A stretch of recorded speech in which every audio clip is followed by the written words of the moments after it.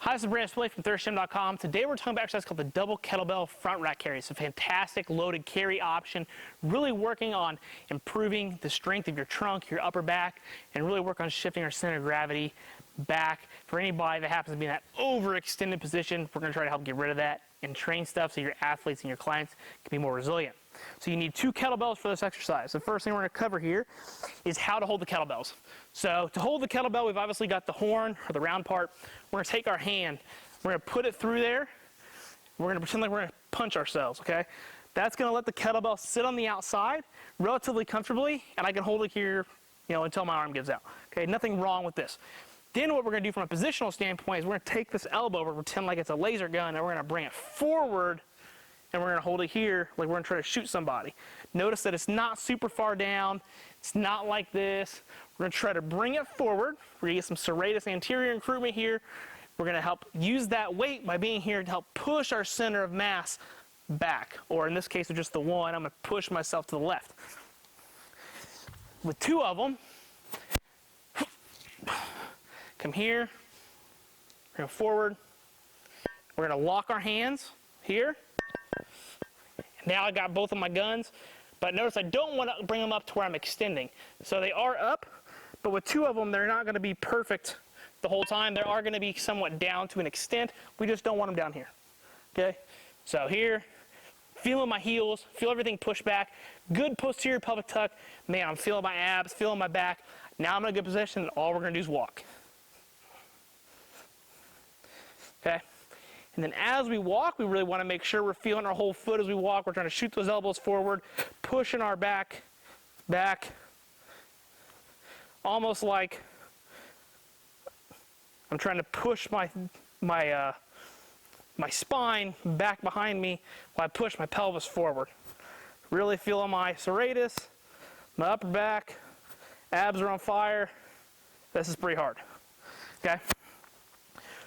So if you do that right, you don't need a ton of weight. This is not going to be something that you're going to have 200 pounds up here.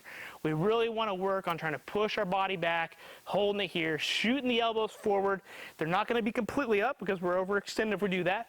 We're going to have them good down, moderate position. Really feel the serratus, feel the back. We're good to go.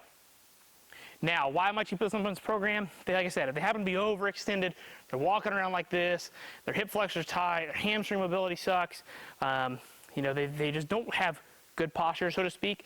This is a good way to not only help get their ribs down, shift their hips back, get the abdominals working, glutes and hamstrings working together with the abs, but it's also a great conditioning tool.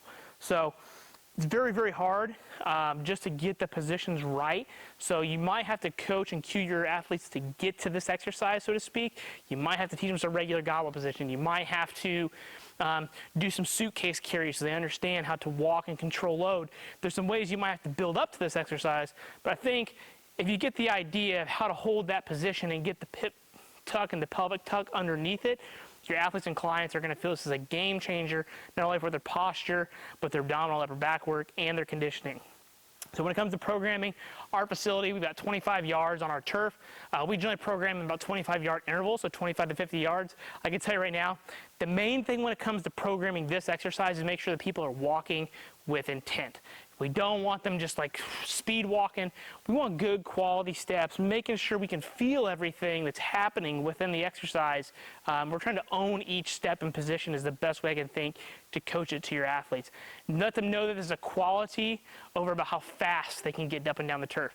Now, obviously they grab a really hard exercise or hard weight and it's challenging. Yeah, they're going to want to walk faster because they don't want to put the weight down, but just make sure that if they can own the position and walk at a good pace, I'm kind of okay with that.